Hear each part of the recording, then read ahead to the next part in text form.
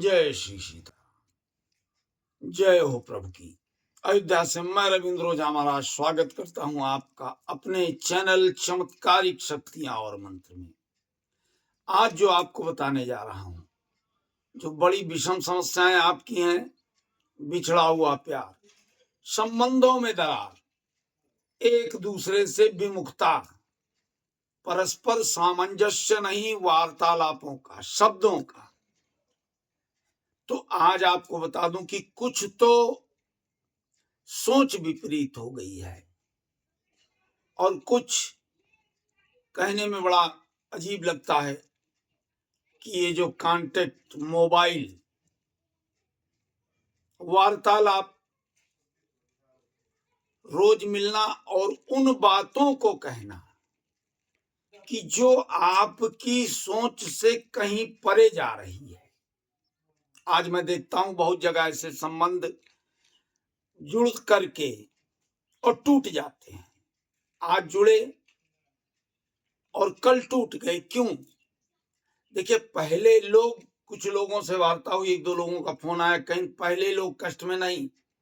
क्या होता था कि पहले जो संबंध जुड़ते थे वो माता पिता के विचाराधीन, उनके सोचनीय शब्दों के अनुसार, उनके अनुसरण में।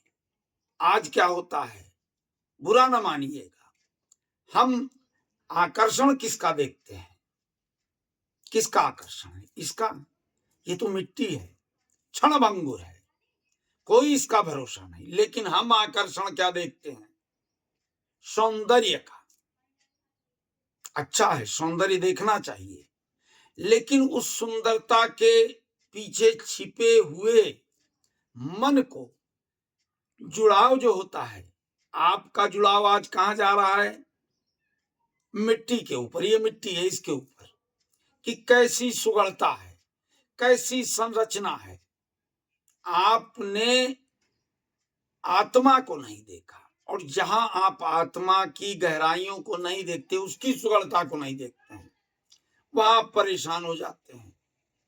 आज संबंध जुड़े, रोज मिलना जुलना शुरू हुआ, मोबाइल पे बातें शुरू हुई, कल्पना के गहरे सागर में आप डूब गए। कल्पना के गहरे सागर में, उसके अंतरंग गहराइयों में उन शब्दों का अनुमोलन कर दिया, बोल दिया जिनका कोई मोल ही नहीं है जीवन।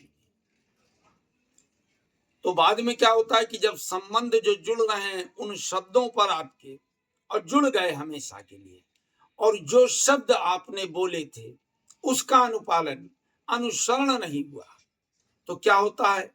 खटास आती है। खटास आने पे संबंध थोड़े समय तक चलते हैं, फिर वाद विवाद के कारण अलगाववाद हो जाता है।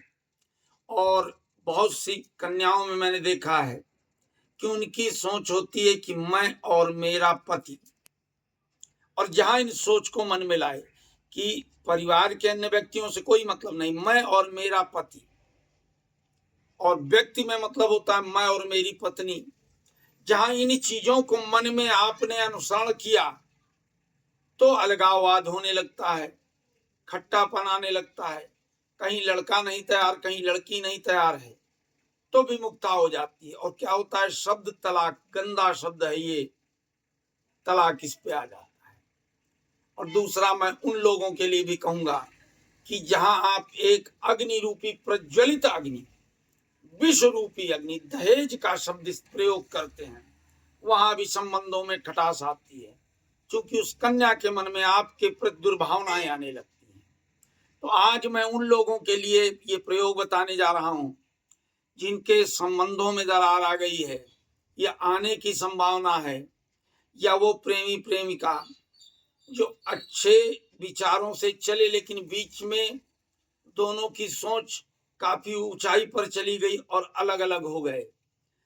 तो आप लोग अपनी बातों को संयमित करके चलें, और कहीं भी अगर आपके बीच में ऐसी कोई भी बात आ रही है, संबंधों में खटास आ रही है, दरारें पड़ रही, एक दूसरे से अलग हो चुके हैं, अब शक्ल नहीं देखना चाहते हैं, बहुत से लोग नंबर ब्लॉक कर देते हैं, तो नहीं, ऐसा न करें।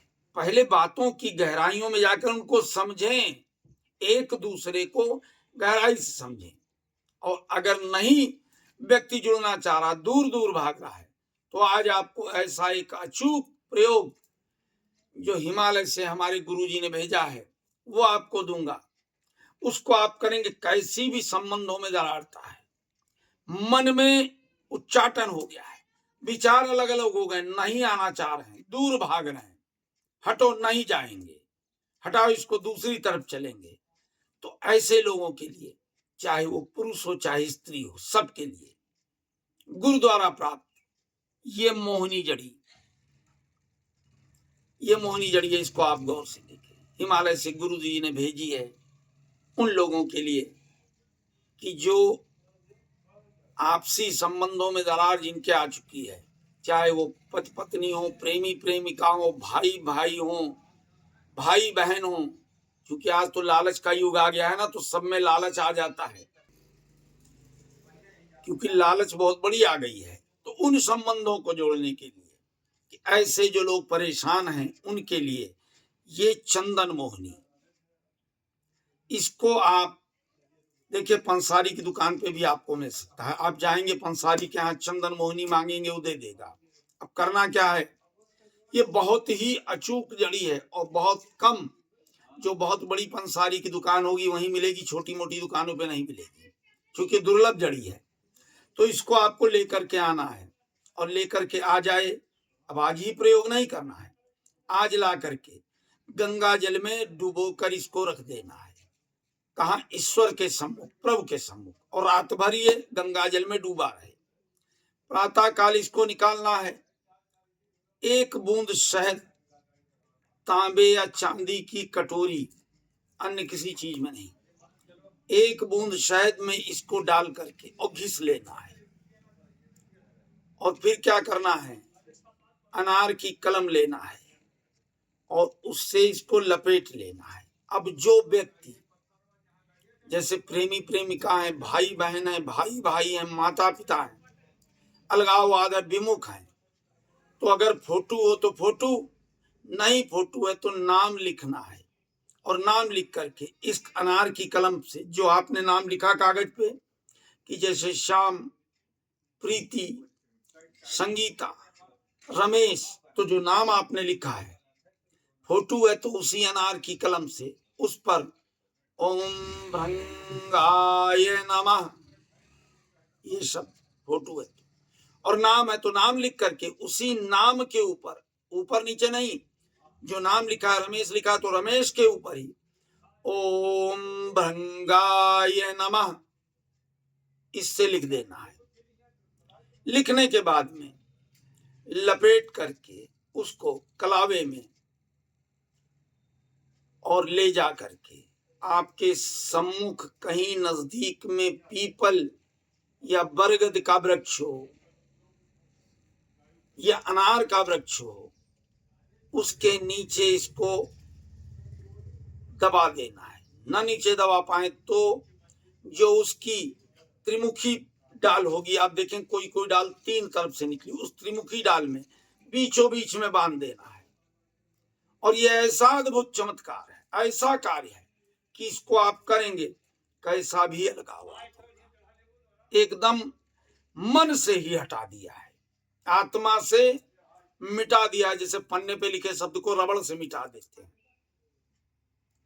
वो शब्द, वो प्रेम अपने आप ऊंचे स्थान पे आ जाएगा। और नहीं आ रहा आपके पास, भाग गए हैं दूर, दौड़ते हुए आएंगे और इस तरीके से आएंगे कि जीवन में कभी भी कोई अलगाववाद नहीं होगा। तो इधर उधर भटकने से बढ़िया है कि स्वयं इस कार्य को करके लाभ लें। और देखिए आप कैसे प्रसन्न रहते हैं, जिससे उम्मीद नहीं थी, कल्पना नहीं की थी आपने कि आपके पास आएगा, वाह, अचानक आ गया, तो चमत्कार है। तो इस कार्य को करें और लाभ लें, कहीं ना भटकें, कहीं ना लूटें, स्वयं करें। मैं तो इसीलिए बैठा हूं अयोध्या में कि आपको वैदिक आपकी चीजें बताता हूं, भटकाव से रोकता हूं, लूटने से रोकता हूं। बाकी विचार आपका, कहीं कोई समस्या हो मेरे वीडियो में दिए चैनल में जो नंबर दिए उन पर आप संपर्क करके समस्याओं के बारे में पूछ सकते हैं। आना चाहें रविवार को आकर एग्जाम में मिल सकते हैं। मैं आपके लिए आपकी सेवा में तत्पर बैठा हूं कि ये भटकाव लूट ना होने पाए, आपके साथ लूटे ना। बाकी एक बार प्रेम से मेरे साथ बोले और मैं अयोध्या से आप लोग से रविंद्र ओझा महाराज विदा ले रहा हूं। हर हर महादेव, जय श्री